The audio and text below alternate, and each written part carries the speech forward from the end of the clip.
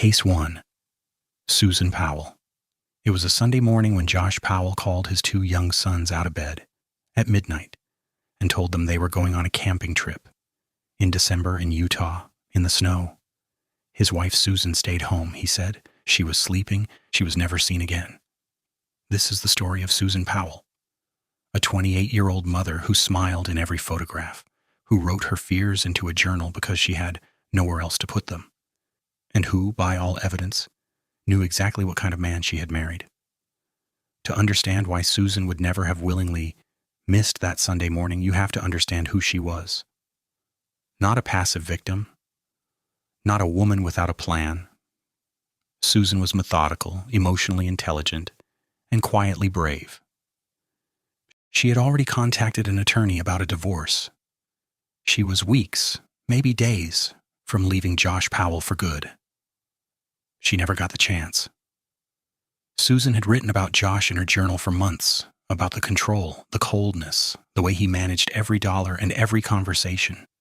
She wrote about feeling trapped inside a life that looked normal from the outside and suffocated her from within. And then she wrote something that stopped investigators cold when they finally read it.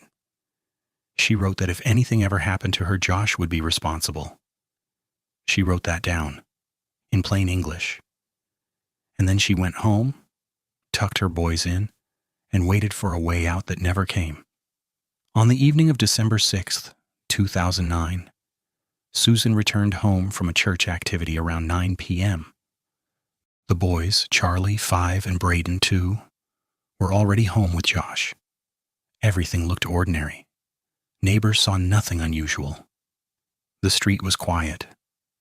By the next morning, Susan Powell had vanished from the face of the earth. As police retraced her final hours, the contradictions began to pile up fast. Josh told officers he had taken the boys camping, past midnight, in freezing temperatures into the Utah desert, and that Susan had been home asleep when they left. He said he came back the next morning and she was simply gone. No argument, no explanation, just gone.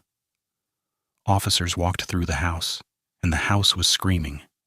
A fan was running in the living room, pointed directly at a wet spot on the carpet. Josh had been home for hours before police arrived. That wet spot later tested positive for biological material, consistent with a cleanup. The kind of cleanup you do when you're trying to make something disappear before anyone comes looking. Susan's purse was still there. Her phone, her keys, her car in the driveway, everything she needed to exist in the world, left behind. Josh Powell was immediately named a person of interest. But here's where the case took its first maddening turn.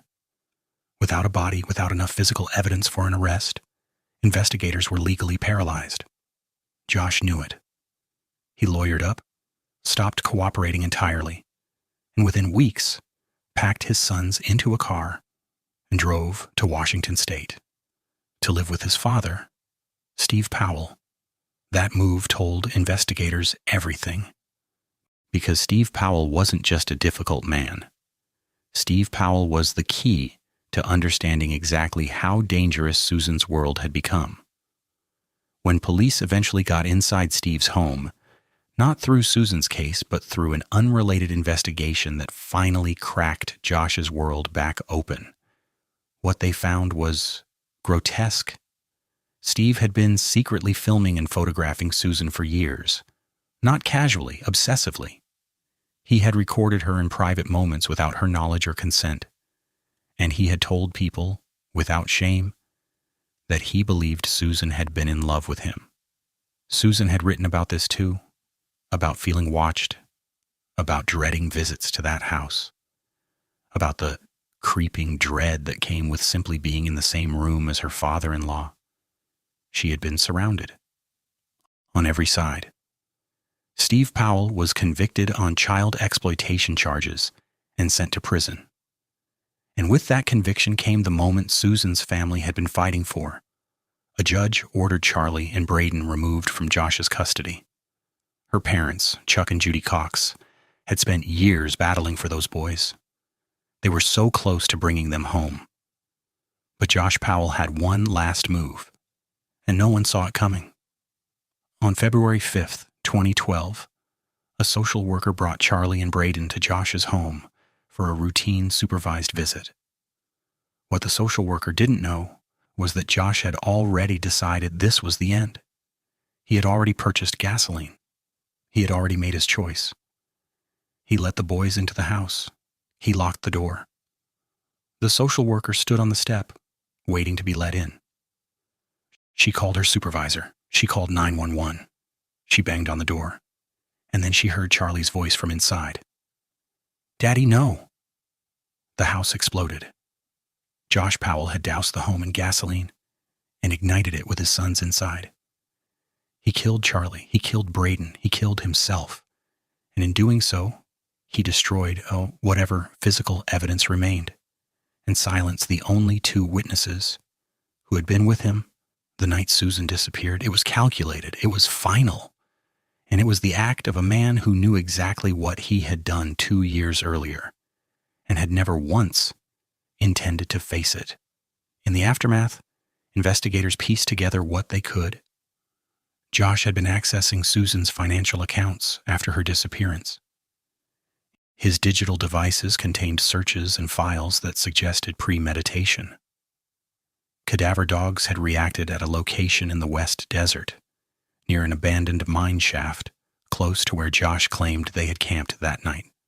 Luminol testing had found traces in his van, but the desert gave up nothing. Susan Powell has never been found. No arrest was ever made. No charges were ever filed. No trial was ever held. The case sits officially unsolved, a word that feels almost obscene given everything that is known. Chuck and Judy Cox have spent over a decade refusing to let their daughter become a cold case statistic. Because of their fight, new legislation was passed. Laws that bear Susan's name, strengthening protections for children when a parent is under investigation for a spouse's disappearance. But a law named after your daughter is not the same as bringing her home.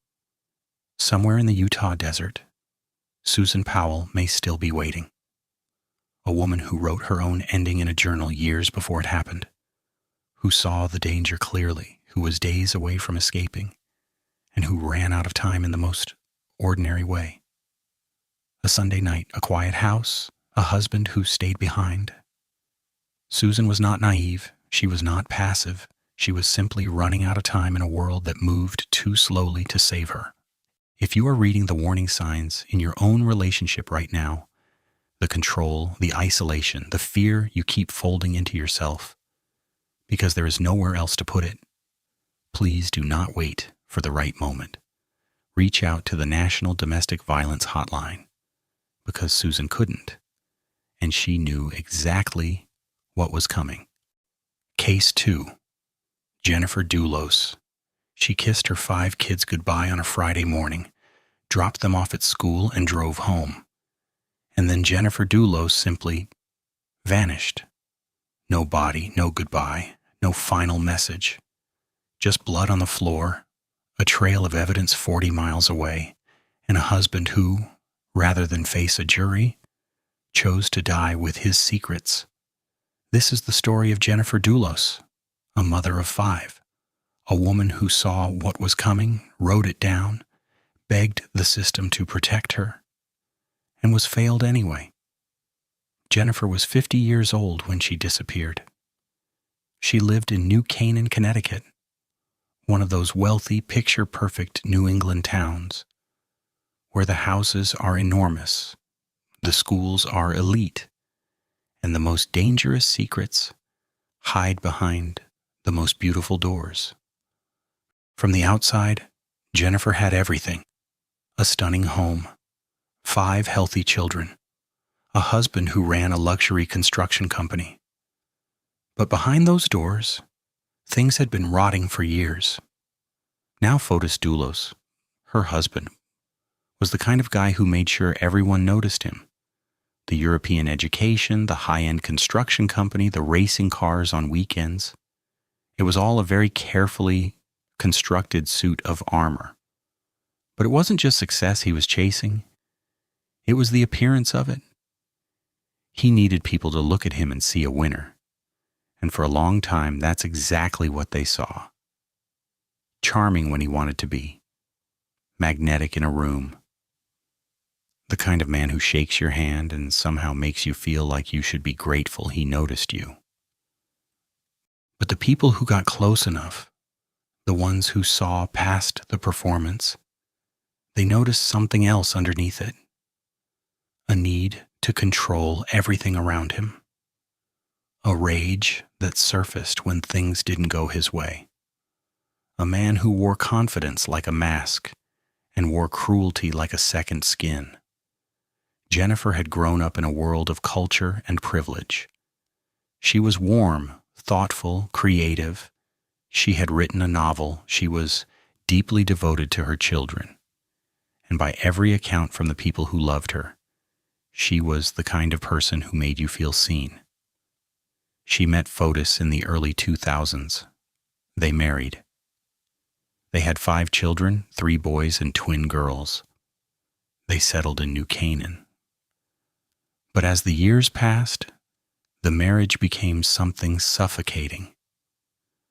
Friends described a relationship where Fotis monitored Jennifer's movements, controlled the finances, and made it quietly, consistently clear that her independence was not something he would tolerate.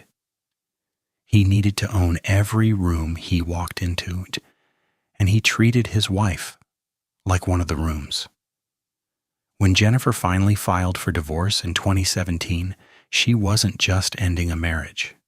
She was pulling the pin on a grenade. The divorce proceedings turned savage almost immediately. Jennifer's mother, Gloria Farber, had loaned millions of dollars to Fotis's company over the years, money that was now caught in the middle of the legal war. Fotis was fighting on multiple fronts. The divorce, a custody battle over 5 children, and a lawsuit demanding repayment of those loans. His luxury home business was struggling. His image of success was cracking.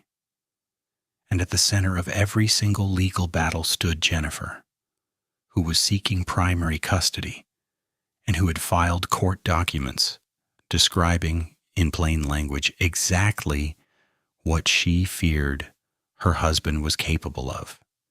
She wrote that she was afraid he would harm her if she left. She didn't whisper it. She didn't hint at it. She put her name on a legal document and handed it to the courts and said, "This man will hurt me." And the courts continued to move at their own pace, while Fotis continued to move freely. By May 2019, the custody evaluator had reportedly been raising serious concerns about Fotis's fitness as a father. Things were turning against him legally, financially, emotionally. The walls were closing in. And Fotis Doulos, a man who had spent his entire adult life refusing to lose, was running out of moves. Then came May 24th. It was a Friday morning. Jennifer dropped all 5 children at school, came back to the house she was renting on Wells Lane in New Canaan, and walked inside. She had a normal day planned. She never made it to her afternoon appointment. By evening, her friends and family were in a panic. A missing persons report was filed. Police arrived at Wells Lane. What they found stopped them cold. Inside the house, in the mudroom in the first-floor bathroom, there was blood. Jennifer's blood. Significant amounts of it. Evidence of a violent struggle. And clear signs that someone had tried desperately to clean it all up before they left. Forensic luminol lit up the scene like a map of violence. The cleanup had been attempted.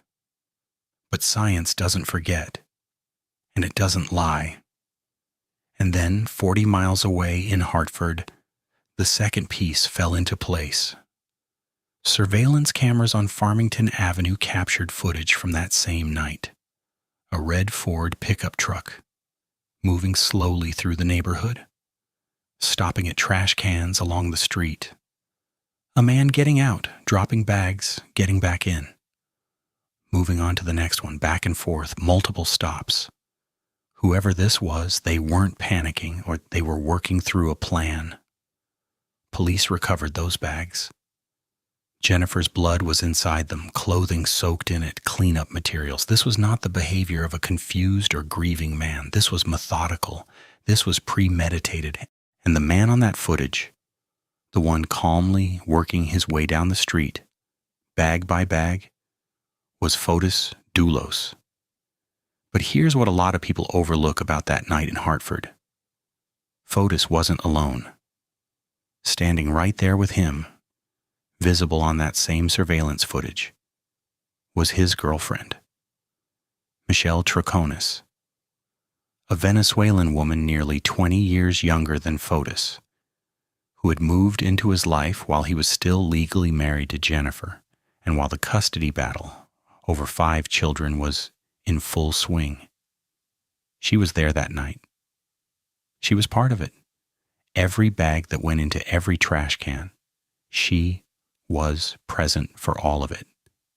Remember that name, because long after Fotis is gone, Michelle Troconis is still standing, and the story isn't done with her yet. Both Fotis and Michelle were arrested in late May 2019, charged with tampering with evidence and hindering prosecution. Not murder, not yet. Because Jennifer still hadn't been found. No body meant prosecutors had to build carefully piece by piece, charge by charge. Jennifer was not found. Searches went on for months. Cadaver dogs, dive teams, volunteers moving through forests and fields and along riverbanks in the cold Connecticut air. Her family held vigils. Her friends handed out flyers. Her mother, Gloria Farber, gave interviews with the hollow, exhausted eyes of a woman trying to hold herself together through sheer willpower. Jennifer was nowhere. The police didn't just sit back and wait. They spent weeks, months, obsessing over the tiny details, digging through phone records, cross-checking camera timestamps, tracing vehicle movements across 2 counties. And then it all started clicking into place. A black Suburban registered to Fotis's company showed up on surveillance cameras near Jennifer's house in New Canaan on the morning of May 24th, before she disappeared. Phone pings placed him in the area. The timeline was starting to scream his name. Every piece of data pointed the same direction. In January 2020, 8 months after Jennifer vanished, prosecutors made their move. Fotis Doulos was arrested on charges of murder and kidnapping in the first degree. For the first time, the state of Connecticut was officially saying, Jennifer Doulos is dead, and her husband killed her. Fotis's lawyers pushed back hard. No body, they argued. No proof of death. No murder. They painted him as a devoted father being persecuted by a system that had already turned against him. Fotis himself maintained his innocence. 3 days after his arrest, he was found unresponsive in his garage, carbon monoxide. Beside him was a note. He died 2 days later. January 30th, 2020. Fotis Doulos took the coward's way out. He died in that garage, and in doing so, robbed Jennifer's family of the one thing they had been holding on to: a trial, a verdict, a moment where someone would have to look them in the eye and answer for what happened to her. That chance evaporated the moment he stopped breathing. No cross-examination, no jury, no justice. It felt like the whole case had died with him. But Fotis didn't account for one thing. He wasn't alone that night in Hartford. Someone else had been standing right beside him, dropping those bags into those trash cans. Someone else knew exactly what had happened to Jennifer Doulos, and that person was still alive, still free, still giving interviews, still crying on camera, still telling anyone who would listen that she was just another one of Fotis's victims. Michelle Troconis wasn't done yet, and neither were the police. For years, Michelle was this strange, unsettling presence hovering at the edges of the case. She cried on camera. She painted herself as a woman swept up by a powerful, controlling man, someone who loved the wrong person and didn't know the full truth of what he had done. She wanted the world to see her as collateral damage. But investigators weren't moved by the performance. For 5 years, quietly and methodically, they built a wall of evidence around her. Every statement she gave was cross-referenced. Every inconsistency was logged. And then there were the notes. Handwritten notes found by police in her own handwriting that chillingly mapped out logistics, details, locations, the kind of specifics that no innocent bystander would ever have any reason to write down. She knew she had always known. In March 2024, nearly 5 years after Jennifer dropped her children at school and never came home, Michelle Troconis stood trial in Connecticut. Weeks of testimony, surveillance footage, forensic evidence, those damning handwritten notes laid out in front of a jury. Then the jury came back, guilty, on every single count. 6 counts. Conspiracy to commit murder, tampering with evidence, hindering prosecution, all of it. After 5 years of waiting, Jennifer's family finally saw someone held accountable. Michelle Troconis was later sentenced to over 14 years in prison. For Gloria Farber, for Jennifer's friends, for the community of New Canaan, it was justice. Partial, painful, incomplete justice. But it was something. Jennifer's children didn't celebrate in a courtroom. They were teenagers and young adults by then, having spent their most formative years without their mother. Growing up knowing she was gone, but not knowing where. Not having a grave to visit. Not having a place to lay their grief down and rest. Now here's the part that really gets to me. Case 2. This wasn't a mystery. There was no hidden villain, no twist nobody saw coming. Jennifer told everyone exactly what was going to happen. She practically predicted her own death in those court documents, calmly, clearly, with her full name attached. She described a man who monitored her, threatened her, and could not tolerate losing control of her. She handed that to the courts and said, "Please, someone pay attention to this." And the wheels of the legal system just kept grinding forward at their own slow pace, while she was left out there alone on a quiet street in New Canaan, trying to rebuild her life, with nothing but a piece of paper standing between her and the man she was afraid of. That is not a failure of one court or one judge or one custody evaluator. That is a pattern we keep seeing over and over again in cases exactly like this one. Women say they are afraid. They say it clearly. They put it in writing. And somehow it still isn't enough to stop what comes next. Jennifer Dulos was 50 years old. She had written a novel. She was a devoted, present, ferociously loving mother. She had spent years gathering the courage to leave a dangerous marriage. And she had done it. She had her whole second chapter ahead of her. She never got to live it. Her remains have never been found. Her children cannot bury her. Her family cannot say goodbye the way the rest of us take for granted. And Fotis Dulos died with that secret. In his final act, even as he ended his own life, he chose cruelty one last time.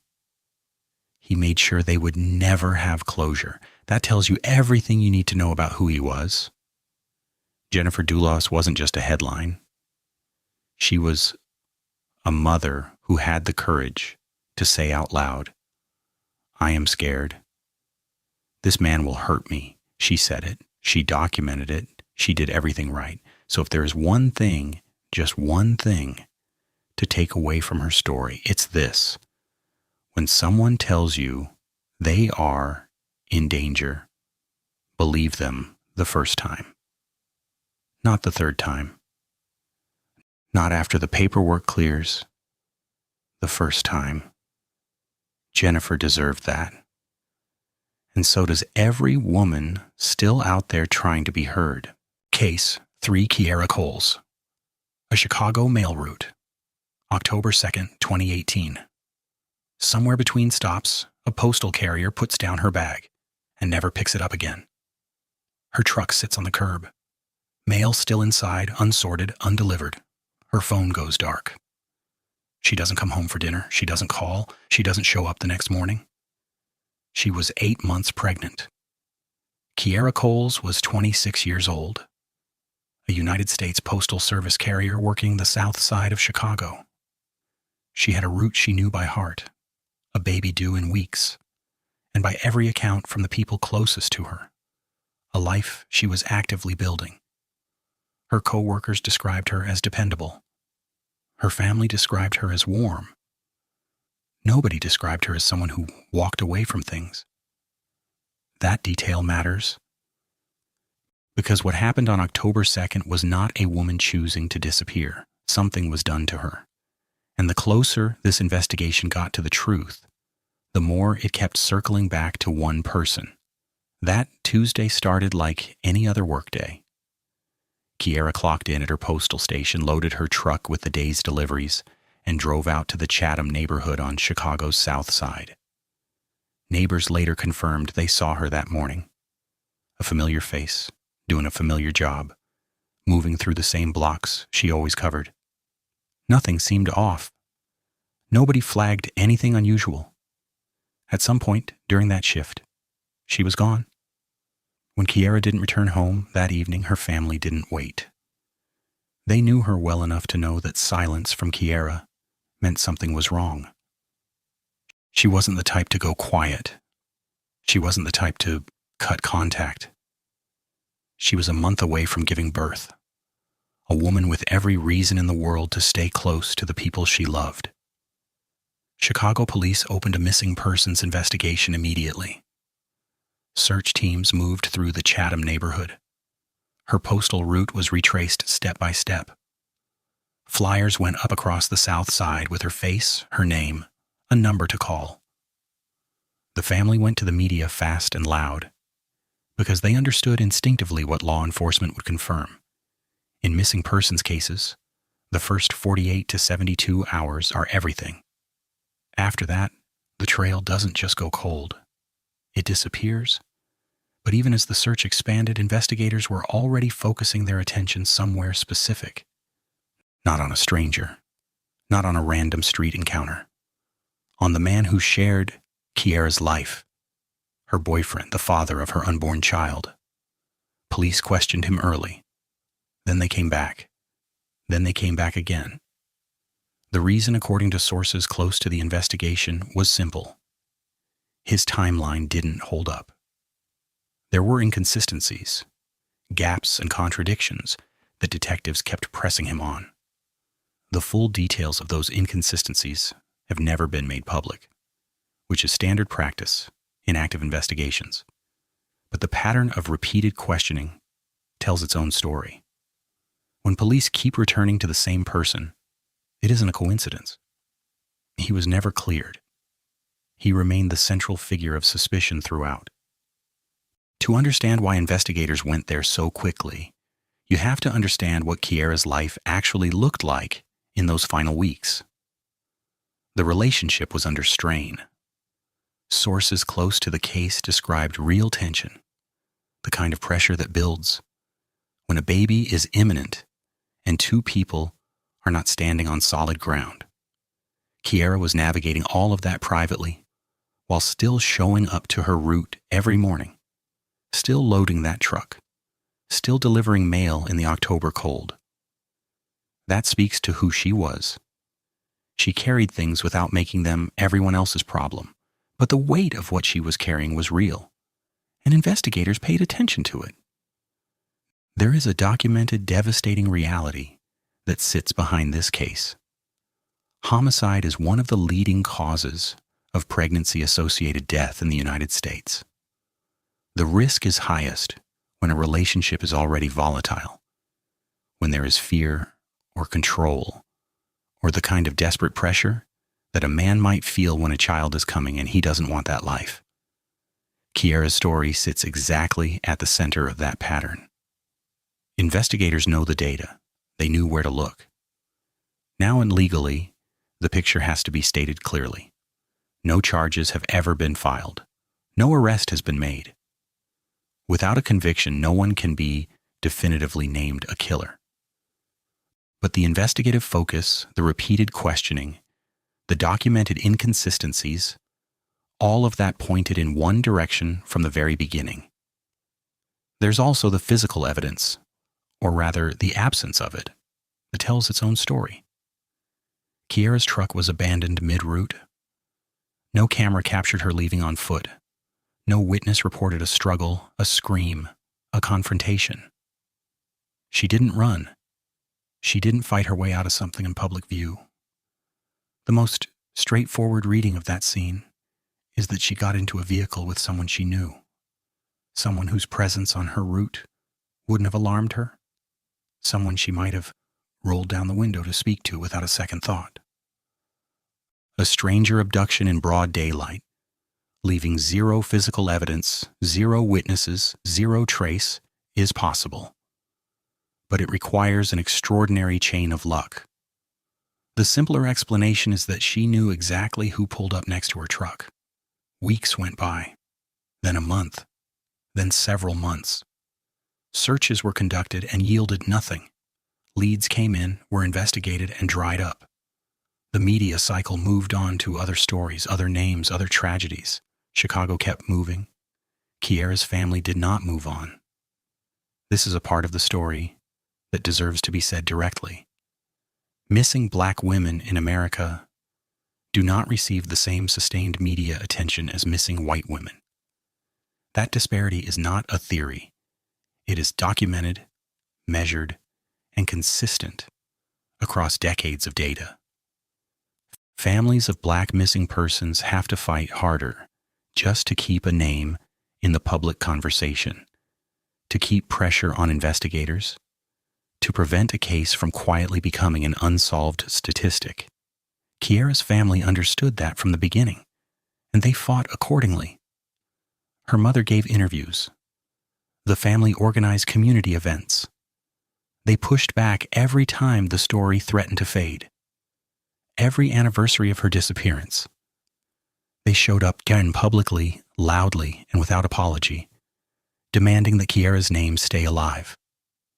That kind of sustained effort is exhausting. It should not be necessary, and it is the only reason many people outside of Chicago still know who Kiera Coles was. What that fight cannot fix is the specific cruelty of this particular kind of loss. When someone is murdered and their body is found, the grief is catastrophic. But it has a shape. There is a funeral, there is a burial.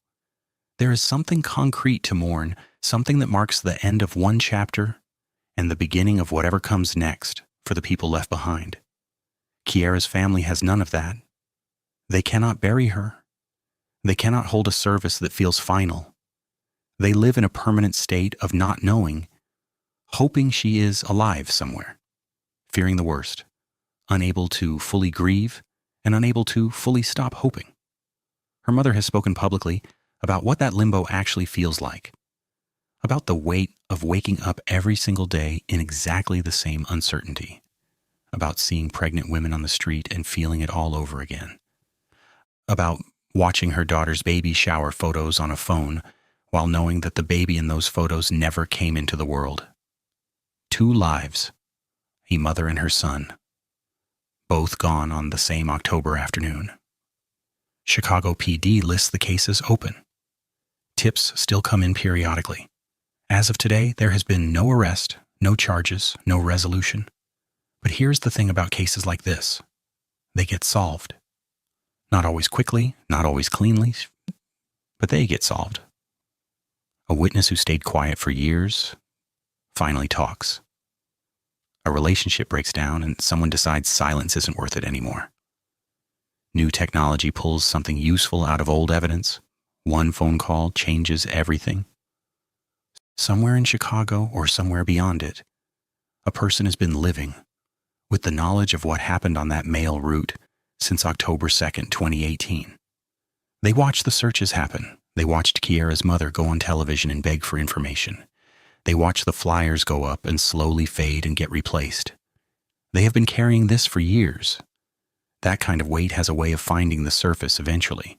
If you know anything at all about the disappearance of Kiara Coles, the Chicago Police Department tip line is in the description below.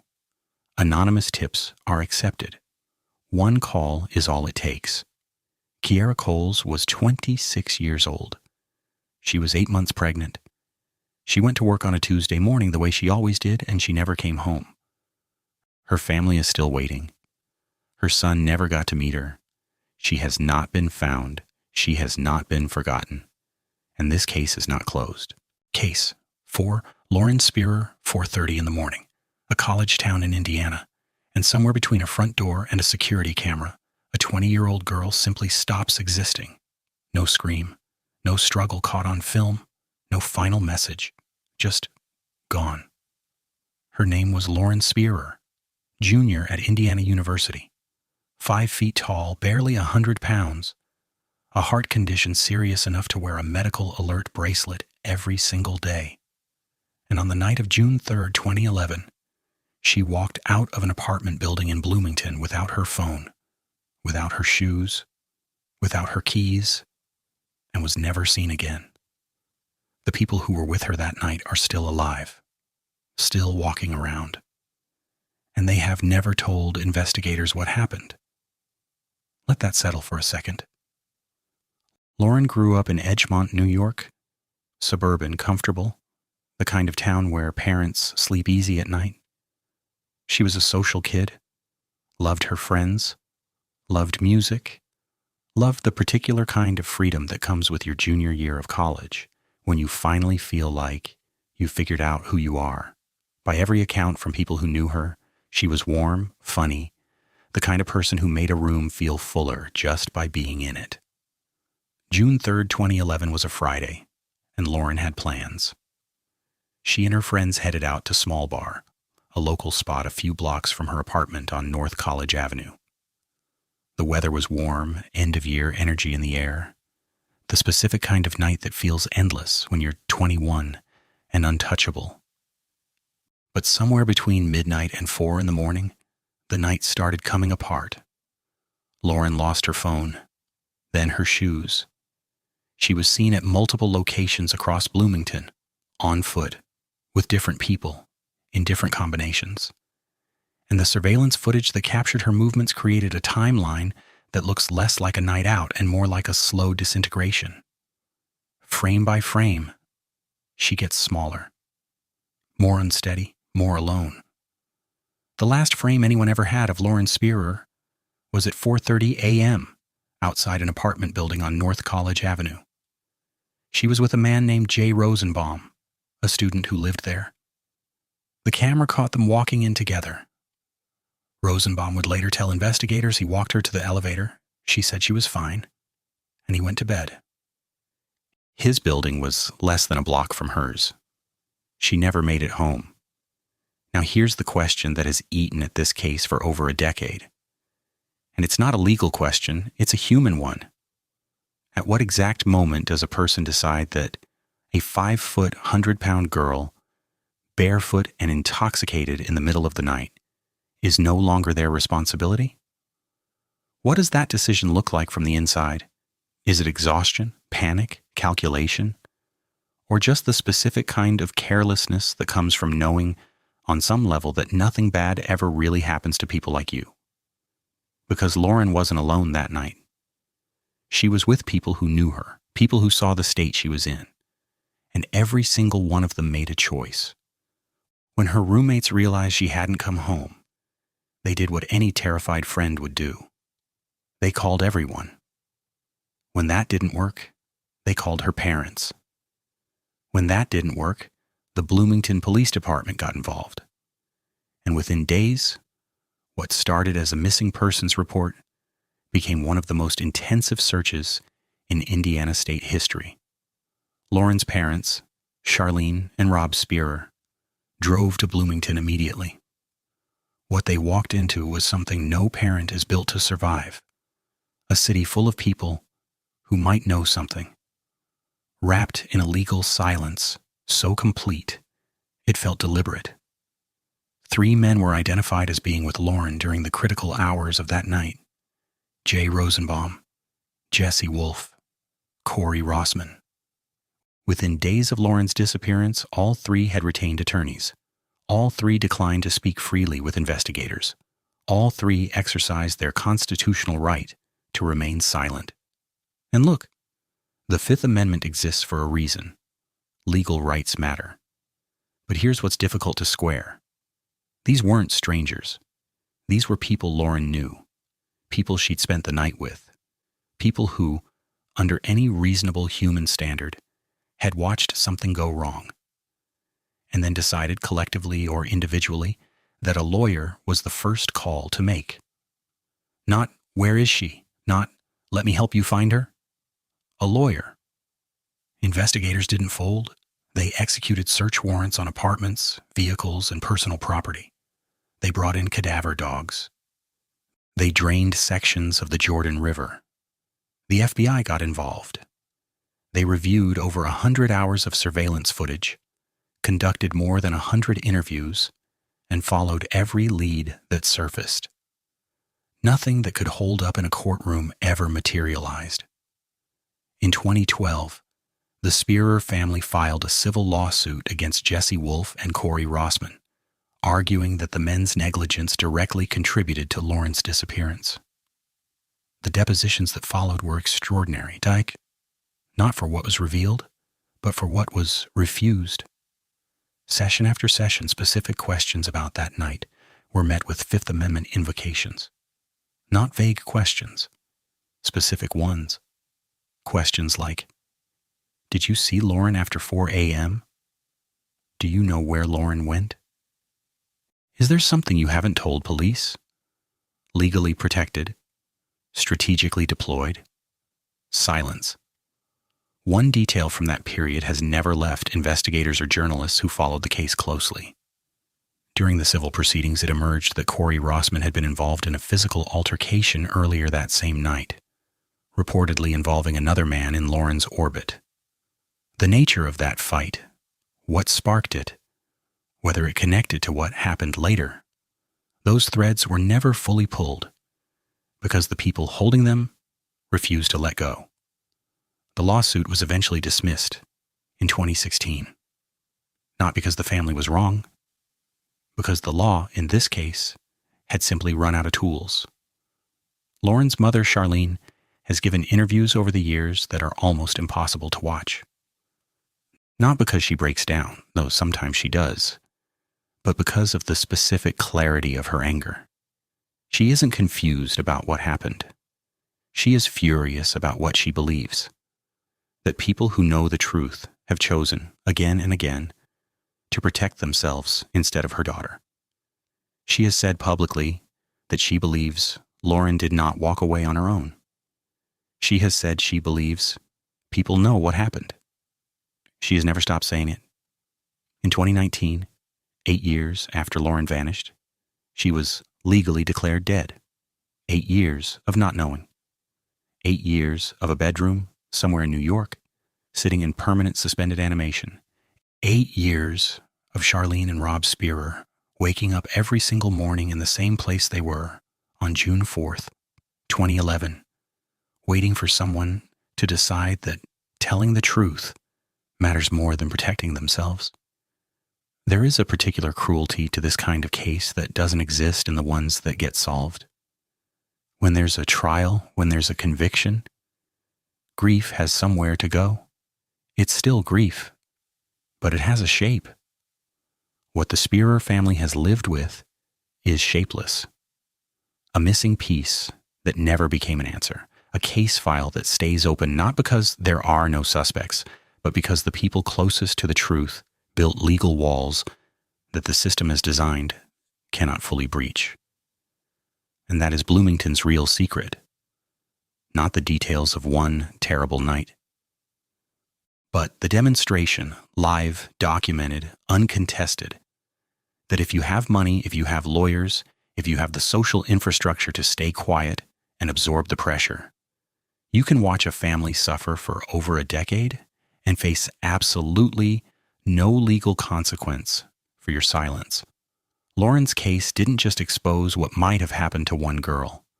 It exposed the architecture of how the truth gets buried in a college town, where everyone knows everyone, where reputations are currency, and where the cost of speaking up apparently outweighs everything else. The Bloomington Police Department tip line for this case remains active. If you know something, use it. But after you do, come back to that question. The one that doesn't have a comfortable answer. The one that lives in the gap between what's legal and what's human. At what exact moment does a person decide that a girl is no longer their responsibility? Write your answer below. Because somewhere out there, at least one person made that calculation on a warm June night in 2011 and has been living inside it ever since. Lauren Spearer was 20 years old. She just wanted to get home. The door to her apartment building was less than a block away. She never got there. Case 5. Case Sarah stops. Pretty places. A jogger steps into a backyard on a quiet residential street in Hardin, Montana. Late August. Morning sun just coming up. Nothing unusual about the neighborhood, just houses, lawns, parked cars. And then they see her, a young woman, lying in the corner of the yard. So decomposed she is, completely unrecognizable as a person. She had been there for 5 days, in a neighborhood, in someone's backyard, and nobody, not one single person, had called it in. Her name was Case Sarah Stops Pretty Places. She was 18 years old, and the people who knew what happened to her, they were still walking around free, going about their lives, while she lay in that yard. This is her story. Case Sarah grew up on the Crow Reservation, right outside the small town of Hardin in Bighorn County, Montana. She was the kind of teenager who brought stray animals home because she couldn't stand the thought of anything suffering alone. She ran cross-country, wrestled, played football, performed in school theater productions. She was loud and warm and full of plans. She wanted to be an actress, a performer. She wanted a life bigger than Hardin. And she wasn't just another girl in that town. She was Crow, Cheyenne, Mandan. She came from families who have been holding on to this land for centuries. That's where her fire came from. You don't just disappear someone with that kind of history behind them. She had just turned 18. 10 days before she went missing, her family celebrated her birthday. She had everything ahead of her. Then the night of August 24th, 2019 happened. That evening, Case Sarah was in Hardin, hanging out with her aunt's niece Isabella, Isabella's boyfriend, a 23-year-old man named Natosi Summers, and another younger girl. Natosi wasn't just some random guy. He was a trained MMA fighter and wrestler who had graduated from university the year before. That night, he was the one who had bought alcohol for the group. At some point during the night, things turned ugly fast. Natosi and Isabella got into it. He shoved her against a wall. He wouldn't let her leave. Not a disagreement. Not a heated argument that got loud. He grabbed her and held her there. Case Sarah stepped in. She put herself between her friend and this man, this trained fighter, and she pushed him back. An 18-year-old girl, stepping forward when every instinct would tell you to run. She gave Isabella the chance to get away. And then Case Sarah herself ran. Into the dark. Into the neighborhood. That was the last time anyone who loved her saw her alive. What happened next is where this story gets truly chilling. A neighbor, disturbed by the noise outside, remotely triggered the lights and horn of his parked car, enough to scatter everyone. The two other girls ran one way. Natosi ran another. Kaisera ran toward a backyard on Rangeview Drive. The same backyard that sat right next to the house where Natosi Summers lived with his mother. She ended up dead yards from his front door. Think about the odds of that. Either it's the most tragic coincidence in the history of this town, or there's a much darker reason she ended up there. And 5 years later, nobody in any official capacity has given a straight answer about which one it is. Her body was found on August 29th, 5 days after she vanished. A passing jogger stumbled across her in that corner of the yard. By then, the August heat had done its work. She was unrecognizable. Whatever physical evidence might have existed was largely destroyed by 5 days outdoors in that heat. The autopsy was done the very next morning. And what came back, 4 months later, 4 months, was essentially nothing. Multiple state medical examiners reviewed the case, and in December 2019, the official verdict was, we don't know. No clear cause of death, no evidence of injury. But they couldn't call it natural either. They specifically noted that asphyxia, suffocation, could not be ruled out. Think about what that actually means. Someone could have held her down, covered her mouth, pressed something over her face, and after 5 days outside in that heat, there would be nothing left to prove it. 4 months of waiting, and the family got a document that amounted to a giant official shrug. That was it. That was what they received in exchange for their daughter. The DNA evidence told a similar story. Samples were taken from her body and from under her fingernails. No foreign DNA found. But any forensic expert will tell you the same thing. 5 days of summer decomposition destroys biological material. The window to collect anything meaningful had been closed long before investigators started seriously looking. And that delay, that inexcusable, unforgivable delay, is one of the most damning parts of this entire case. For 3 weeks after her body was discovered, the investigation went nowhere. No doors knocked on, no warrants pulled, no urgent questioning of the people who were with her that night. The files just sat there. It gets worse. When Kaisera first went missing, her name was never entered into the National Missing Persons Database. The system that exists specifically so law enforcement across the country can be alerted, and her name wasn't in it. In a county that already had one of the highest rates of missing and murdered Indigenous women in the entire country, an 18-year-old Native girl vanishes, and nobody thinks to put her name in the system. Her family didn't even find out she was dead until September 11th, nearly 3 weeks after she was found, nearly 3 weeks after she disappeared. They spent that entire time not knowing she was gone, not knowing she was in a yard less than a mile away.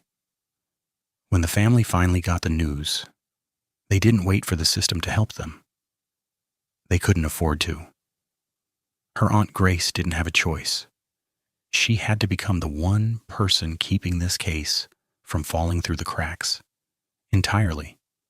Because if she stopped, nobody else was going to pick it up. The Big Horn County Sheriff's Office wasn't moving. The FBI wasn't moving. The Montana Department of Justice wasn't moving. 3 agencies, all with the resources and the jurisdiction to investigate, all fully aware of this case, and all looking somewhere else. The family hired an attorney.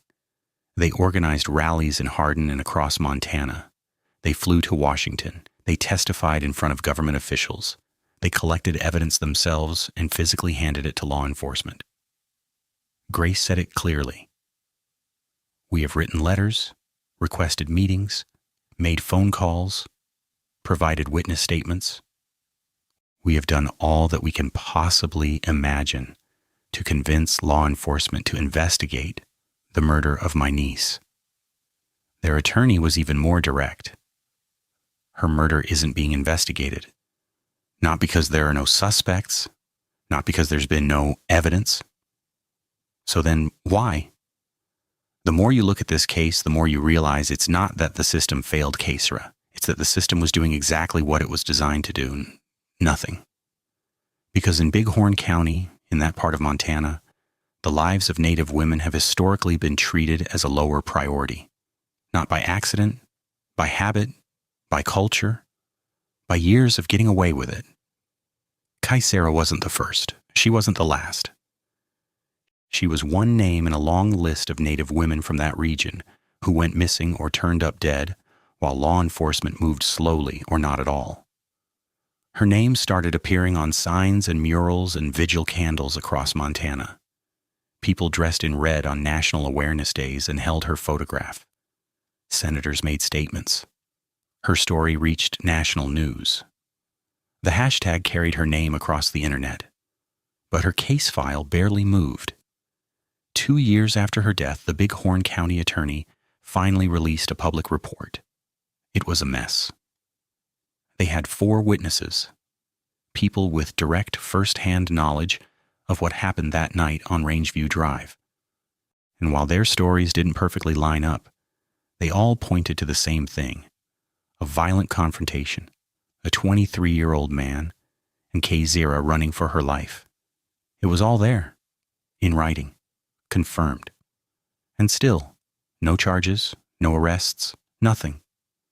Then, nearly 5 years after that night, almost to the exact date, criminal charges were finally filed in Bighorn County.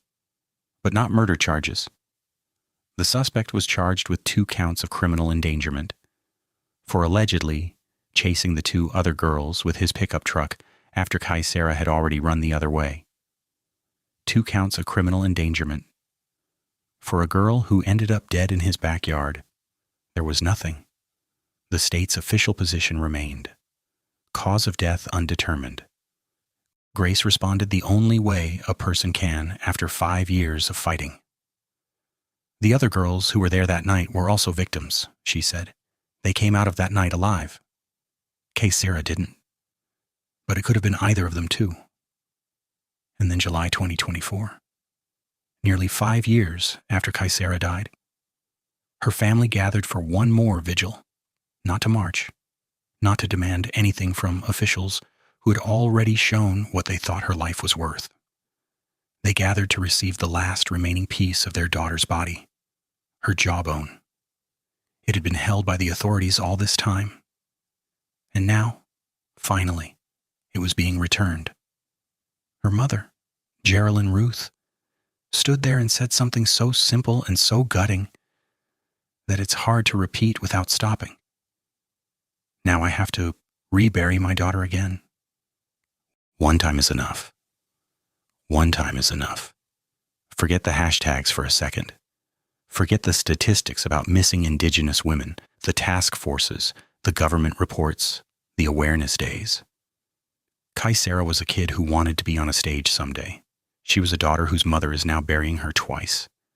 She was a girl who, in the last moments anyone saw her, was trying to help a friend escape from a violent man. That is who she was. That is the reality of what was lost. The case is still officially unsolved. The cause of her death is still officially undetermined. But somewhere in Hardin, Montana, someone knows exactly what happened in that backyard on the night of August 24th, 2019. Someone has lived with that knowledge for 5 years, has slept, has eaten, has gone on with their life. While Kaysera's mother buries her daughter for the second time, say her name.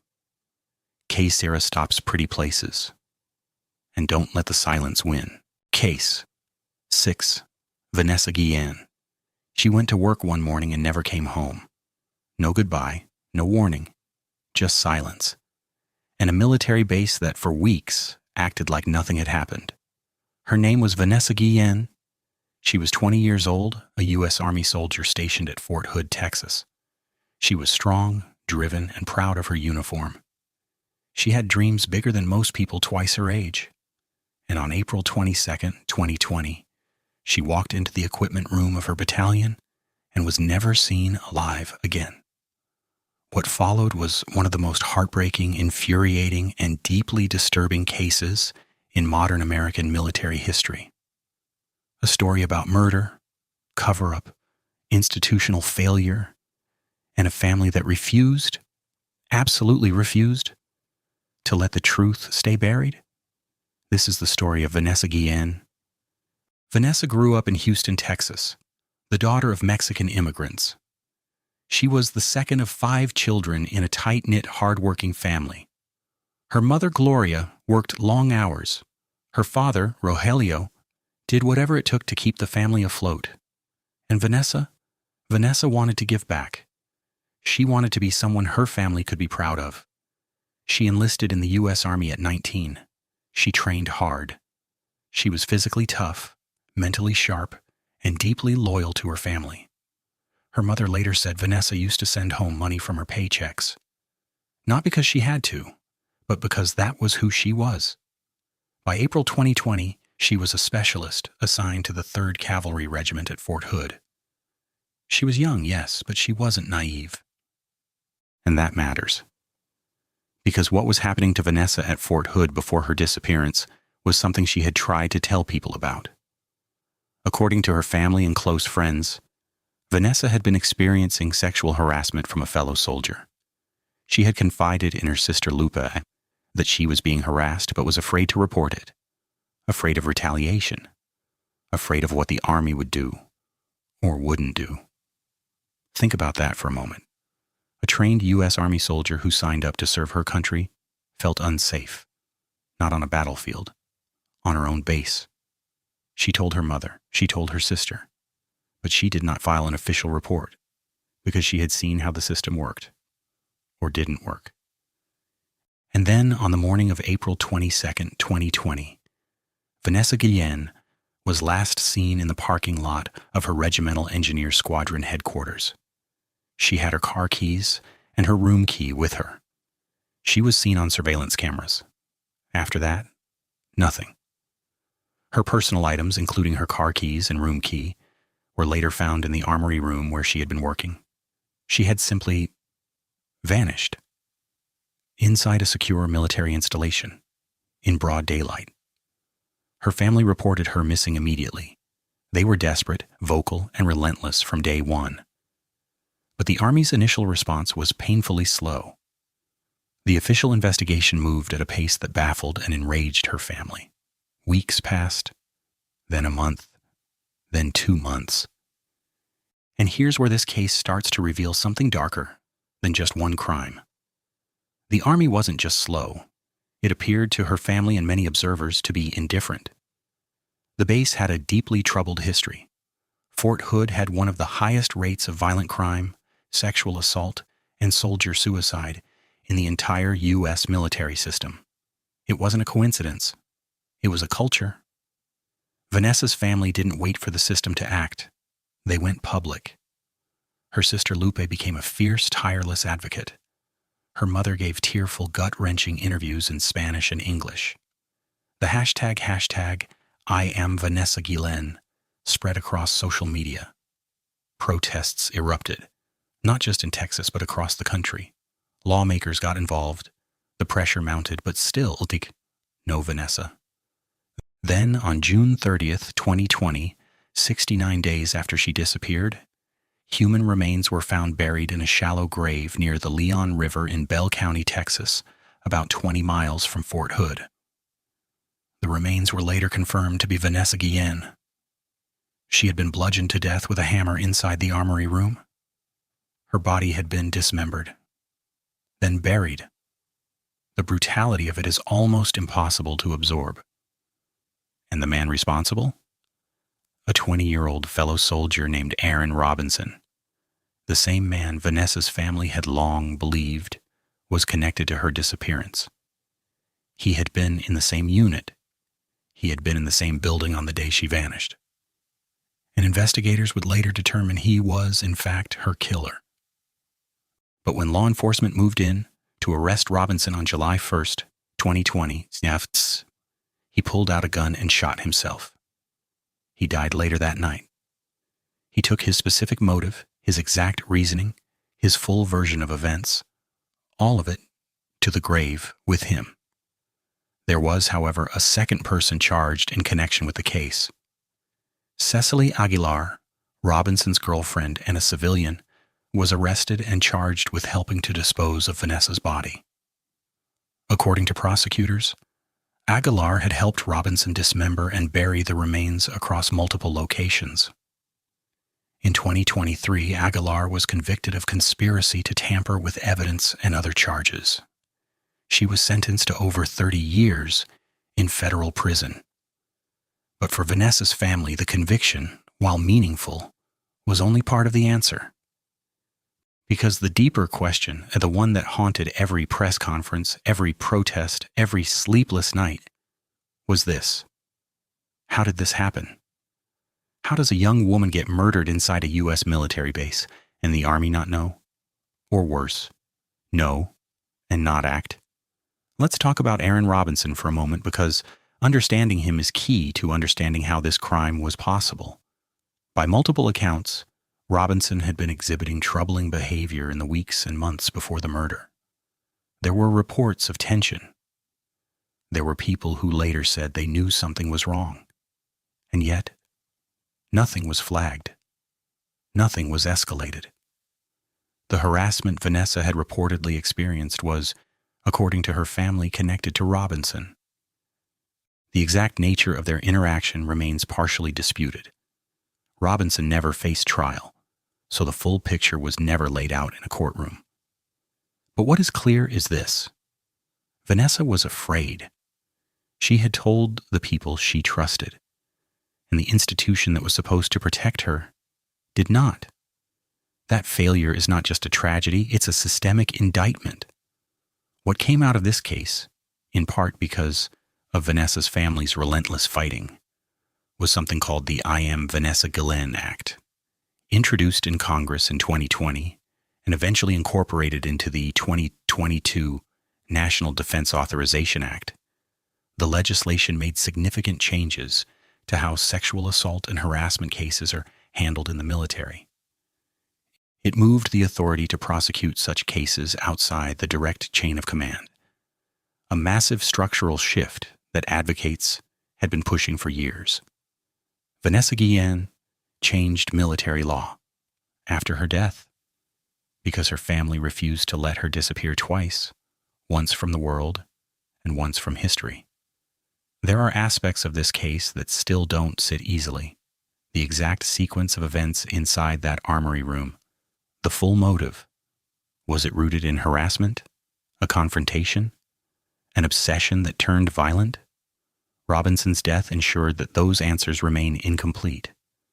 The Army's own internal review acknowledged widespread failures at Fort Hood, leadership problems, accountability gaps, a toxic culture that put soldiers at risk. Fort Hood itself was later renamed. In 2023, it became Fort Cavazos, part of a broader effort to rename bases previously honoring Confederate figures. But renaming a place doesn't erase what happened there. It doesn't bring Vanessa back. And it doesn't answer every question her family still carries. Here's what stays with you about Vanessa Guillen. She did everything right. She served. She worked hard. She supported her family. She wore the uniform with pride. And when something was wrong, when she was being victimized, she reached out to the people she trusted because she knew the official system might fail her. She was right to be afraid, and that is the most haunting truth of all. Her story is not just about one man's violence. It's about every woman who has ever stayed silent out of fear. Every soldier who reported something and was ignored. Every family that trusted an institution and was let down. Vanessa's case cracked something open in America's conversation about the military, about safety, about who gets protected and who gets forgotten. She was 20 years old. She wanted to give her family a better life. And she was murdered in a room where she was supposed to be safe by someone who was supposed to be her fellow soldier. The system failed her before he ever raised that hammer. Her mother still speaks about her.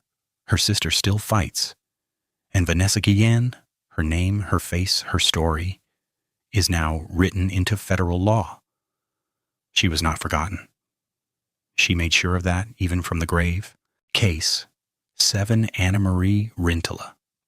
On the morning of March 29, 2010, firefighters rushed to a burning house on Aldrich Street in Granby, Massachusetts. They forced their way in through the smoke, and in the bathroom, in the bathtub, they found a woman. She wasn't trying to escape. She wasn't calling for help. She was already gone. Her name was Anna Marie Cochran Rintola.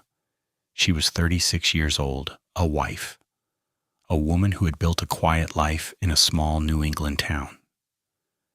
And within hours of that discovery, investigators began to suspect that the fire was the least of what had happened to her. What followed was one of the most legally bizarre, emotionally brutal, and deeply unresolved cases in Massachusetts history. A case that went to trial 3 separate times and ended each time with the same result. No one punished, no one held accountable, no justice. So let's go through all of it. Granby is the kind of town people move to when they want peace. Population barely over 6,000. Old farmhouses, quiet roads, neighbors who know each other's cars. The kind of place where news travels fast and nothing much is supposed to happen. Anna Marie Cochran was a firecracker, loyal, spirited, the kind of person who filled a room the moment she walked in. She'd had a complicated road getting to where she was, relationships that hadn't always worked out. But by the late 2000s, she seemed to have found something real. She was married, she had a home, she had a life. Her wife was Cara Rintola. On the surface, just another couple trying to make a life together in a small Massachusetts town. But behind closed doors, people close to Anna Marie would later say, things were anything but ordinary. Witnesses would eventually describe a relationship marked by jealousy, possessiveness, and escalating tension. Neighbors recalled hearing explosive arguments. Friends said Anna Marie had confided in them that she was scared, that things had gotten bad, that she didn't know how to get out. She never got the chance. The 911 call came in on a Monday morning. Smoke was pouring out of the house on Aldrich Street. Firefighters got inside and found Anna Marie in the bathtub. Here's where the case immediately gets dark. The fire had been set deliberately. Investigators determined that fast. The burn patterns, the concentration of the flames, the presence of accelerant. Someone had intentionally started that fire. But the fire didn't kill Anna Marie. The medical examiner's findings were chilling. She hadn't died from smoke inhalation. The evidence pointed to asphyxiation. She had been strangled, or at minimum deprived of oxygen before the flames were ever lit. She was already dead or close to it when the fire began. Think about what that means. Someone killed her first, then staged the scene, then set the house on fire and walked away. That's not a crime of passion. That is not an accident. That is cold, deliberate, calculated murder. The question was who? Investigators zeroed in on the timeline almost immediately. Cara Rintola's whereabouts in the hours before the fire didn't add up cleanly. Then there was the relationship itself, the volatility, the fights, the fear that Anna Marie had reportedly confided to people she trusted. And then there was the physical evidence at the scene, which pointed toward a struggle happening inside that house before the fire ever started. It's worth pausing here to note, Cara Rintola has since transitioned and now goes by Michael. But for the sake of the legal record and the timeline of this case, we'll use the name Cara, which is how she was identified throughout the investigation and trials. In 2011, Kara was arrested and charged with first-degree murder. And that is when the case took a turn no one saw coming. The first trial began in 2014. 4 years after Anna Marie's death, her family finally sat in a courtroom. Prosecutors laid out the forensic evidence, called witnesses to describe the relationship, and walked the jury through what they believed happened that morning. The defense pushed back hard, challenged the physical evidence, questioned the credibility of the witnesses, and argued that the state hadn't come close to meeting its burden of proof. The jury went out to deliberate. They couldn't agree. Deadlocked. Mistrial. Anna Marie's family walked out of that courthouse with nothing. The second trial came in 2015. Same evidence, new jury, same charge. Prosecutors came back sharper. The medical examiner took the stand again. Witnesses returned. The defense fought just as hard. The jury went back behind closed doors. This time, a verdict. Guilty. First-degree murder. Anna Marie's family wept in that courtroom. After 5 years and 2 trials, it finally felt like justice had arrived. It hadn't. The defense appealed, and in 2019, the Massachusetts Supreme Judicial Court vacated the conviction. Their reasoning: a juror had apparently done independent research during deliberations, outside information brought into the jury room, potentially tainting the whole process. The conviction was thrown out. A third trial was ordered. Anna Marie's family, now nearly 10 years out from her death, had to go back. Back into the courtroom, back through the photos, the testimony, the medical examiner's findings, back through all of it. The third trial wrapped in 2022. 12 years after Anna Marie's body was found in that bathtub. Not guilty. Kara Rintala walked out of the courthouse free. Here's what that verdict actually means, because this part matters. In the eyes of the law, an acquittal isn't a declaration of innocence. It just means the prosecution didn't clear the bar, didn't prove it beyond a reasonable doubt. For Anna Marie's family, that's a distinction that doesn't bring much comfort, because the bar exists for critical reasons. Our justice system has wrongfully convicted innocent people before, and reasonable doubt protects all of us from that. But sometimes those same protections produce an outcome that feels impossible to accept. And this is one of those times, because here's what we're left with. Anna Marie Cochran Rintala was killed. The medical examiner said so. The physical evidence said so. Someone strangled her and set her body on fire in her own home. And that person, whoever they are, has never faced a single consequence. No alternative suspect was ever seriously investigated. No other theory was ever credibly advanced. And now, under double jeopardy protections, no matter what evidence turns up tomorrow, this legal chapter is permanently closed. People who follow these cases always ask the same question. How does this happen? How do you have forensic evidence, witness testimony, a clear victim, and a clear suspect, and still end up here?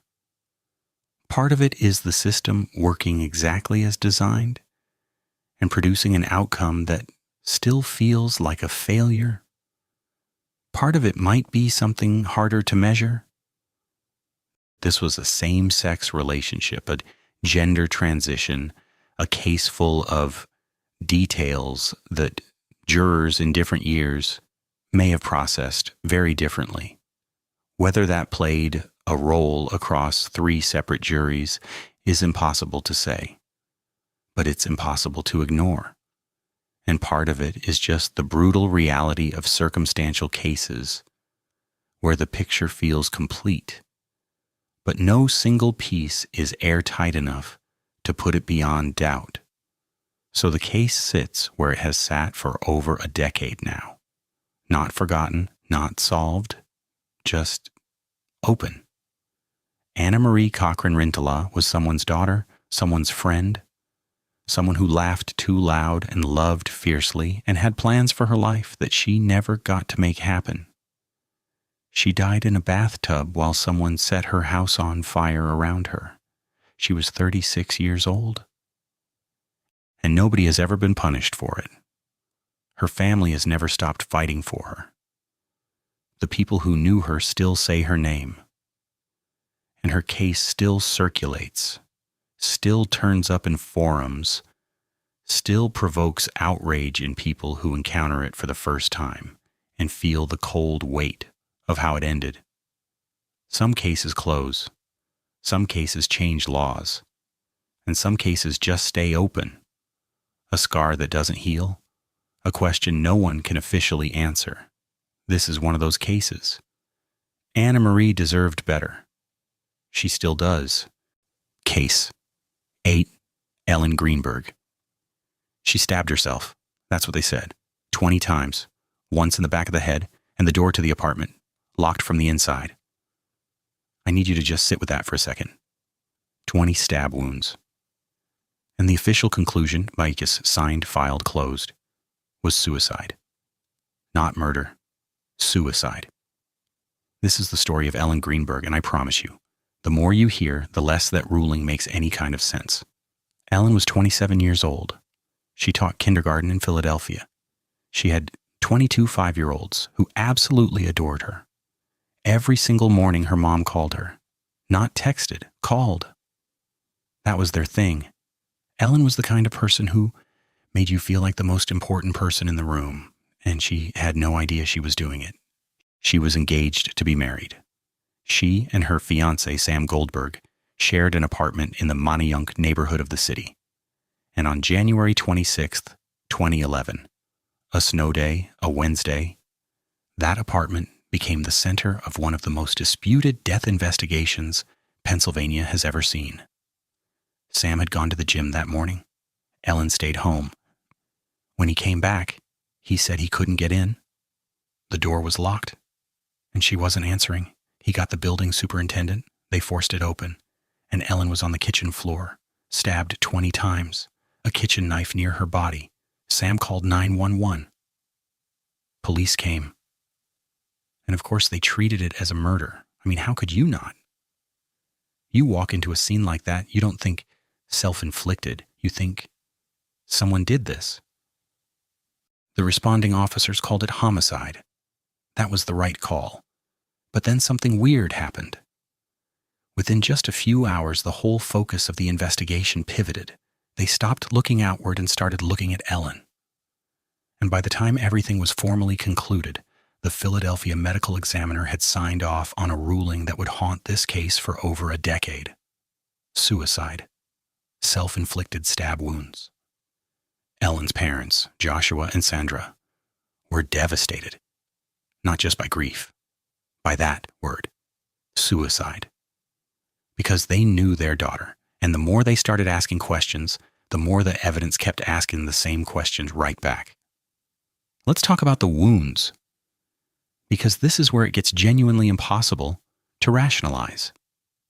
Think about how pain works. When you're badly hurt, your body screams at you to stop. That's basic biology.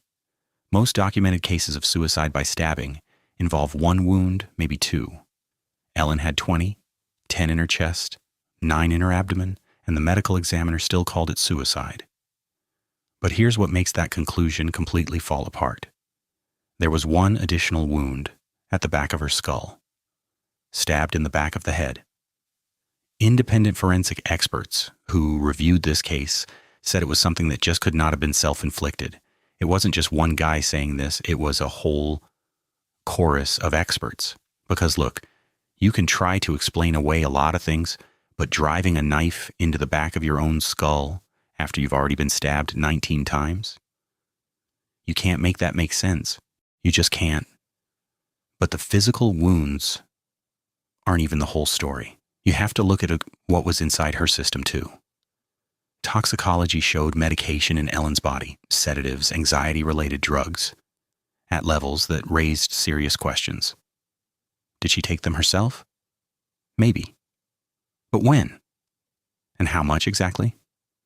Those questions never got satisfying answers, and the reason that matters is because it changes the entire picture of what her state would have been in those final hours, whether she was even physically capable of what the medical examiner claimed.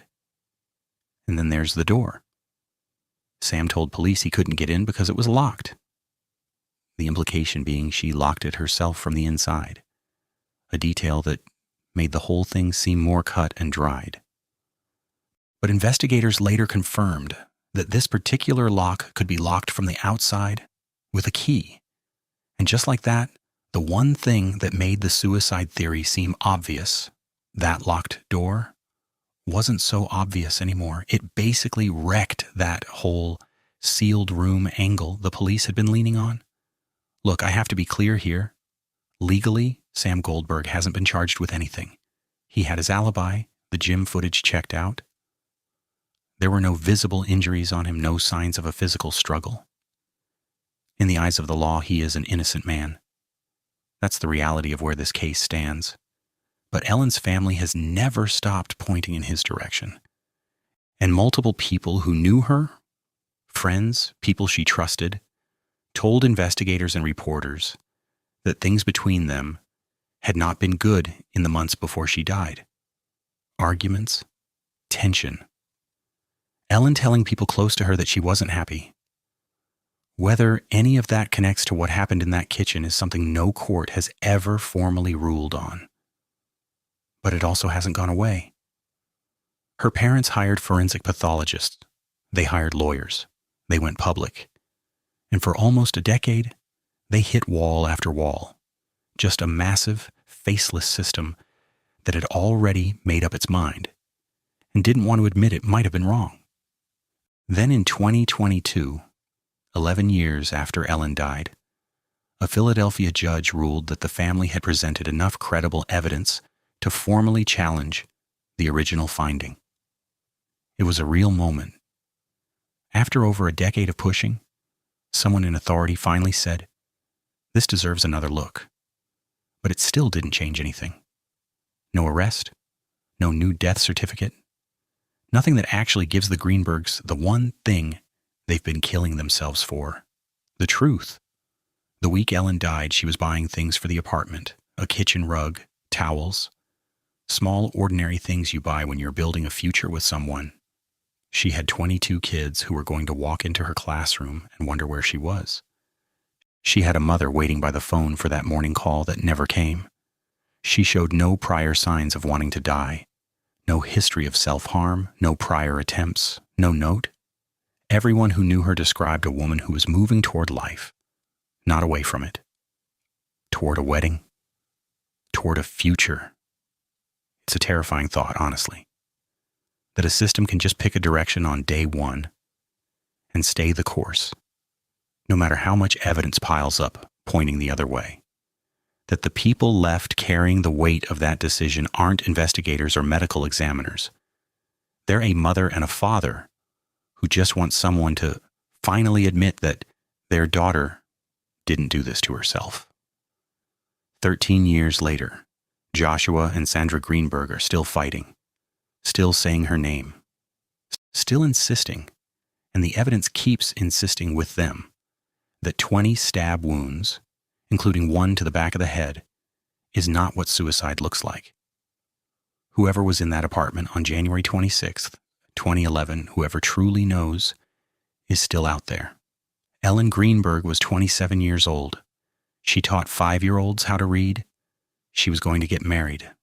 She deserved so much better than this. Case 9. Kelsey Barrett. A young mother goes missing on Thanksgiving Day. Her phone goes dark. Her car stays parked.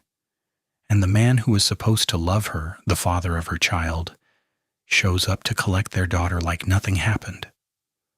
Her name was Kelsey Barrett. She was 29 years old, a flight instructor, a new mom, and by the end of November 2018, she was gone, and almost no one knew it yet.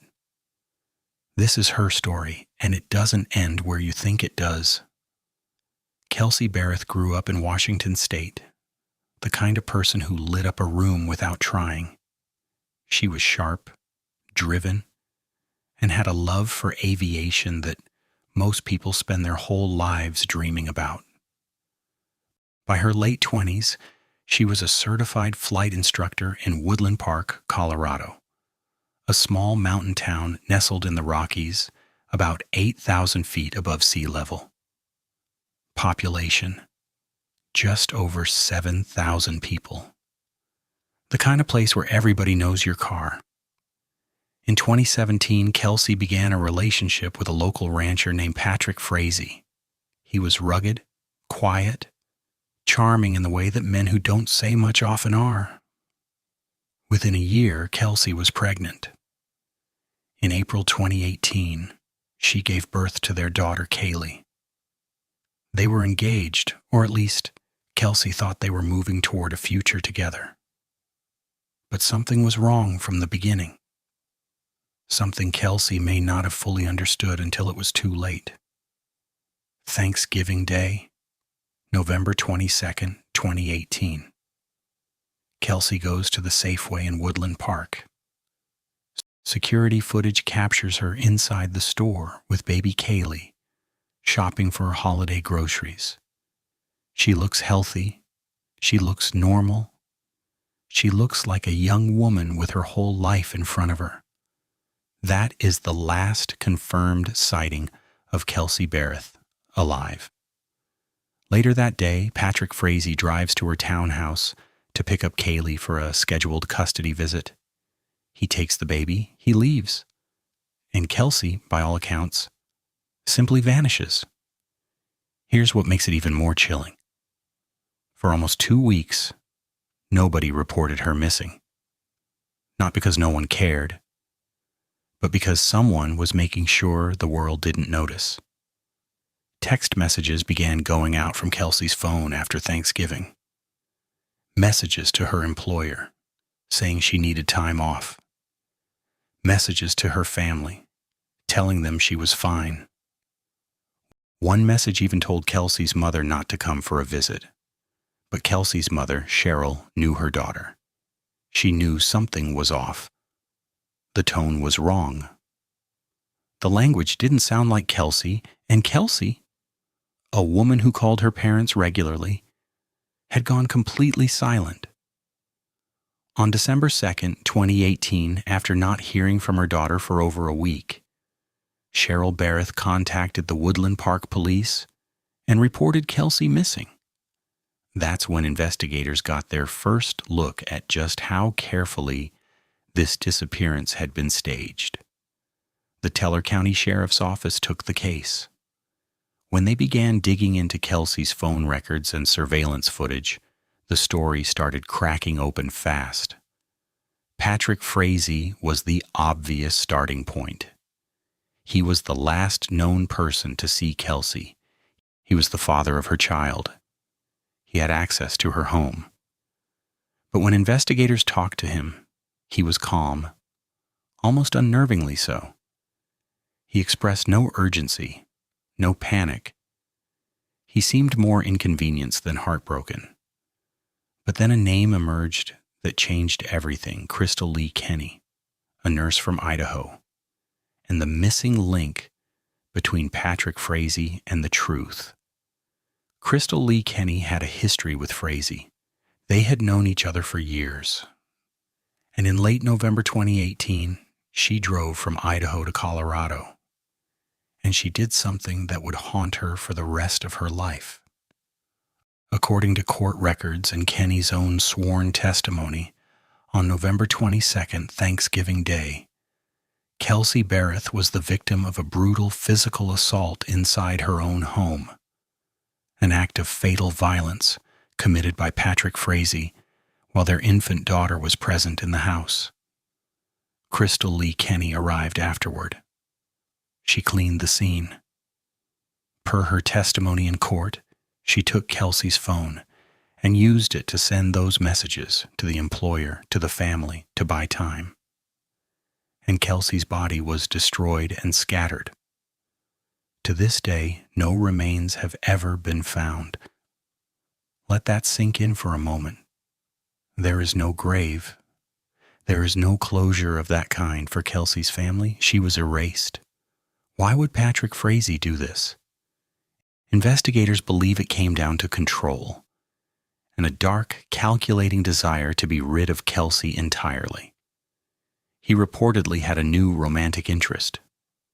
According to prosecutors, drawing on Kenny's testimony and the evidence presented at trial, Frazee had communicated to Kenny on multiple occasions before the murder that he wanted Kelsey dead. Each time, Kenny did not follow through. But on November 22nd, Frazee acted himself. The motive wasn't rage in the conventional sense. This wasn't a crime of passion. Per the prosecution's case, this was premeditated, calculated. A man who looked at the mother of his infant daughter and decided she was an obstacle to be removed. Crystal Lee Kenny eventually cooperated with prosecutors. She pleaded guilty to tampering with a deceased human body, agreed to testify against Frazee, and received a sentence of 3 years in prison. She walked out in less time than Kelsey's daughter will spend in elementary school. The leniency of Kenny's plea deal remains a point of deep contention for legal analysts and Kelsey's family alike. A painful example of the difficult compromises sometimes made to secure a murder conviction when no physical remains exist. Whether the full scope of Kenny's knowledge and involvement was ever completely aired in open court is something legal observers continue to debate. What is not in dispute is the result. Patrick Frazee was prosecuted, and Kenny's testimony was the cornerstone of that case. Patrick Frazee's trial began in November 2019, exactly 1 year after the murder. The prosecution had no body, no physical remains, no confirmed murder weapon ever recovered. What they had was Crystal Lee Kenny's testimony. What they had was a mountain of circumstantial evidence, phone records, surveillance footage, financial transactions, witness accounts, and the cold, clinical behavior of a man who never once appeared to grieve. The jury deliberated for less than 4 hours. Patrick Frazee was convicted of first-degree murder and solicitation of murder. He was sentenced to life in prison without the possibility of parole. He has never confessed. He has never told authorities where Kelsey's remains are. Kelsey's family has never been able to bury her. Baby Kaylee was 14 months old when her mother was murdered. She has no memory of any of it, which is both a mercy and a tragedy, depending on how you look at it. Kelsey's parents, Cheryl and Daryl Barrett, have been raising Kaylee. They have spoken publicly about their daughter, about Kelsey's kindness, her ambition, the way she loved her child fiercely in the short time they had together. They have also spoken about the crushing, ongoing grief of not having a place to go, not having a way to say goodbye. That specific cruelty, the deliberate destruction of Kelsey's remains, was not incidental. Per the evidence presented at trial, it was a calculated act designed to eliminate forensic evidence and complicate prosecution. A final attempt at control. And it left a wound in Kelsey's family that no verdict, however just, can fully heal. The case left the community of Woodland Park reeling as neighbors struggled to reconcile the quiet, unremarkable man they thought they knew with the details emerging from the courtroom. For a small mountain town, the weight of what had happened inside one of its neighborhoods was immense. That reckoning, quiet, private, ongoing, is part of what this case leaves behind. There are threads that were never fully unraveled in public. What Kenny knew and when. Whether the full picture of the months leading up to Thanksgiving 2018 has ever been completely told. These are not accusations. They are They are the natural residue of a case where the central witness made a deal, and where so much physical evidence was deliberately destroyed. Some questions in true crime don't get answered in a courtroom. They just live in the record, open and unresolved, long after the verdict is read. Kelsey Barrett deserved to come home from that Thanksgiving grocery run. She deserved to raise her daughter, to fly her planes, to live the life she had built in those Colorado mountains. Instead, she became a case file, a news story, a name that people search online late at night, reading and rereading the details, trying to make sense of something that will never fully make sense. But here's what we should hold on to, what her family holds on to, above all the legal proceedings and the headlines and the unanswered questions. Kelsey was real. She was a daughter, a mother, a professional, a person full of plans and love, and a future that was stolen from her on a day that was supposed to be about gratitude. Patrick Frazee will die in prison. Kaylee will grow up knowing her mother's name, her mother's face, her mother's story, because her grandparents made sure of it. And somewhere in the Colorado mountains, the wind still moves through the trees. Kelsey Barrett never came home, but she was never forgotten.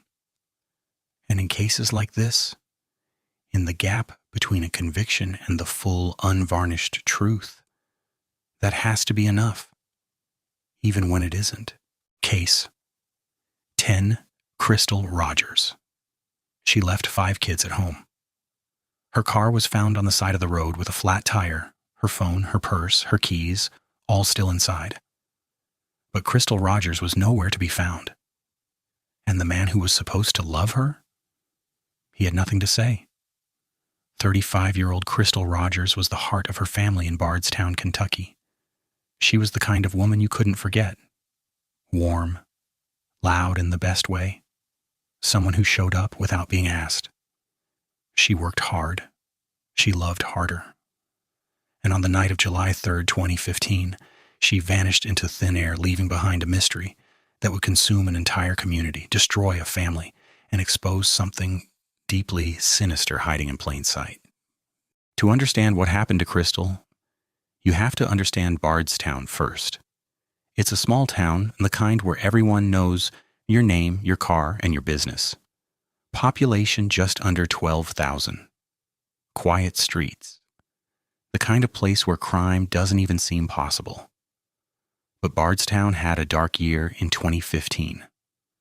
Crystal wasn't the only one who would disappear or die under suspicious circumstances. Something was very wrong in this town, and it all seemed to circle back to one family. Crystal had been in a relationship with Brooks Houck for several years. They had a child together, their son, and on the surface, they looked like a normal couple doing their best to make it work. But people close to Crystal said things weren't right behind closed doors. There were arguments, tension, the kind of friction that builds slowly and then one day explodes.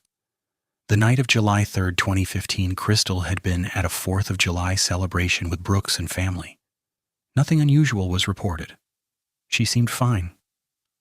But sometime that night, after the gathering wound down, Crystal Rogers simply ceased to exist. The next morning, her car was found on the Bluegrass Parkway, a rural stretch of highway between Bardstown and Elizabethtown. The vehicle had a flat tire.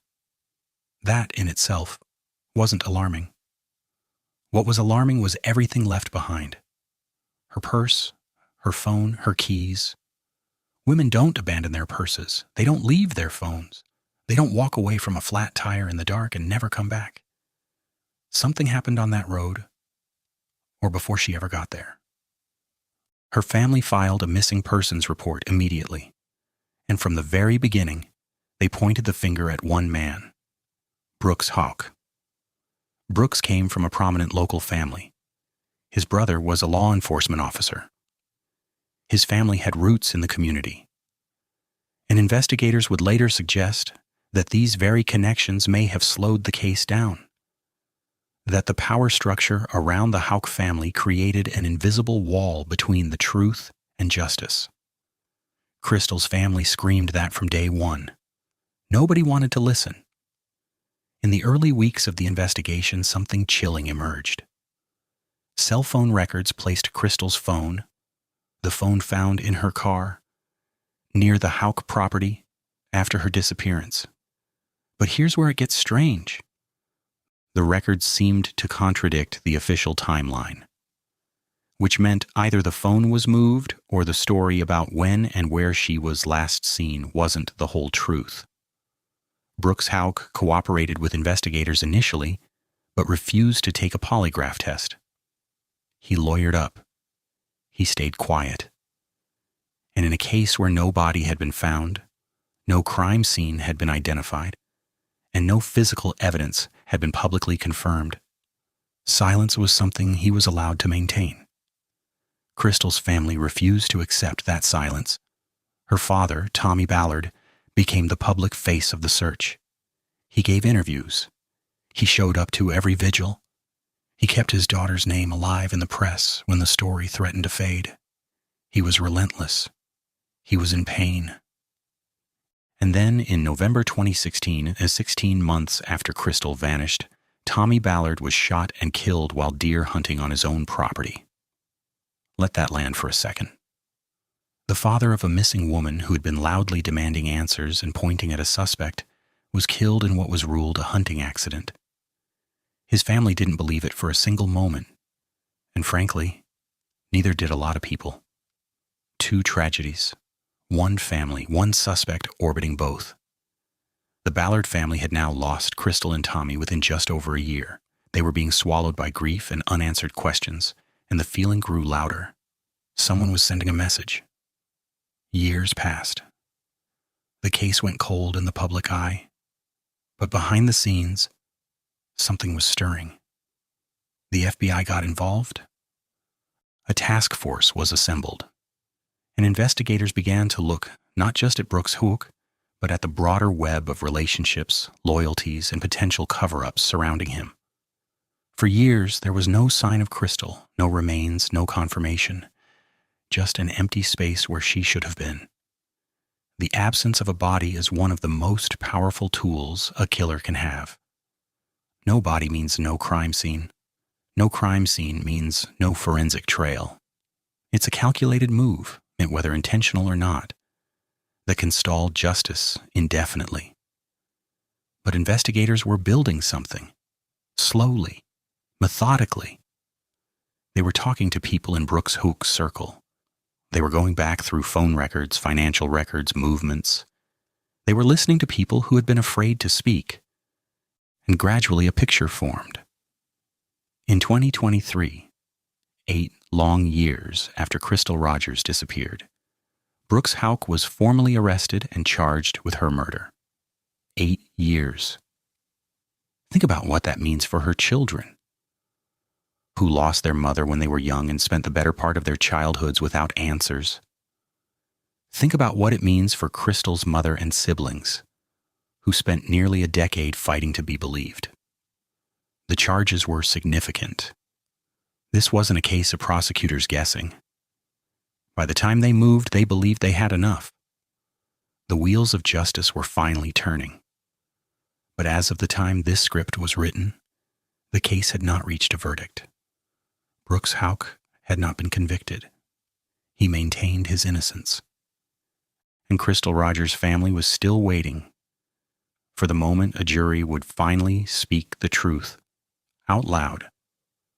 What makes this case so haunting isn't just the violence of what likely happened to Crystal. It's the pattern. It's the years of watching someone walk free. It's the death of her father, which to this day many believe was not an accident. It's the way community power and local connections can form an invisible shield around the guilty. Crystal's family had to fight every single day just to keep the case alive. Without their noise, without their refusal to move on, it's very possible Brooks Houck would never have been charged at all. There's also something deeply personal about this case. Crystal was a mother. She had 5 children who needed her. She had a life full of ordinary moments. Birthday parties, school pickups, Sunday dinners. She wasn't just a victim. She was a person with a future that was stolen from her. And the man who allegedly stole it shared a child with her. That child has to live knowing both of those things. That's a weight no one should carry. Crystal's story isn't just about one woman in Kentucky. It's a reflection of a much bigger, darker reality for families across this country. Families who lose someone and then have to spend years begging to be taken seriously, fighting against silence, against power, against a system that doesn't always move fast enough or care enough. Crystal's family did exactly that. They became advocates, investigators, and spokespeople all at once because the alternative was silence and forgetting. And Crystal Rogers deserved better than to be forgotten. Here's what we know for certain. A woman left a holiday gathering on the night of July 3rd, 2015, and never came home. Her car was staged to look like an emergency stop. Her phone was left behind. Her body, for years, could not be found. Her father, who fought for her louder than anyone, ended up dead too.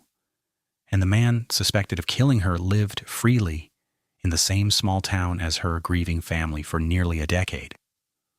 Whatever the outcome of Brooks Houck's trial, the damage is already done. A family is shattered. Children grew up without their mother. A grandfather never saw justice. And somewhere in Bardstown, Kentucky, the answers the Crystal's family needed for 8 years were buried just as carefully as she was. The last thing Crystal Rogers' mother said publicly that has stayed with people is simple. She said she just wants to bring her daughter home. Not justice, not revenge, just her daughter. After everything, after 8 years, after a murder charge, after a father's suspicious death, that's what grief looks like in its purest form. A mother waiting to bring her child home. And that wait is not over yet.